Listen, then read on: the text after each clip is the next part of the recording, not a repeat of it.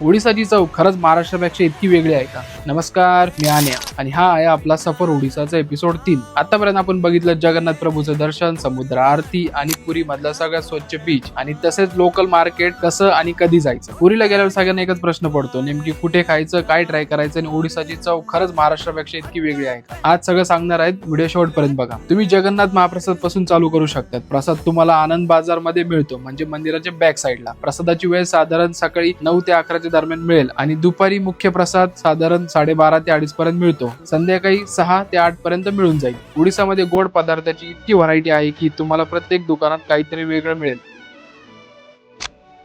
छेनापोळा म्हणजे ओडिसाचा सिग्नेचर मिठाई असं बोललं तरी चालेल. मेन इथे जेवणामध्ये टेस्ट आपल्या महाराष्ट्रापेक्षा वेगळी आहे. यामध्ये तिखट आणि मीठ खूपच कमी असते, असं मला माझ्या 7 दिवसाच्या ट्रिप मध्ये समजलं. पुढच्या एपिसोड मध्ये बघणार आहे चिलिका लेकचा कम्प्लीट गायडन्स, कसं जायचं, काय पाहायचं आणि बेस्ट टाइम कोणता. पुरी ट्रिप प्लॅन करत असाल तर एपिसोड 1 आणि 2 मिस करू नका. तिथं सगळी डिटेल मध्ये माहिती दिलेली आहे. एपिसोड 4 साठी आताच फॉलो करून ठेवा.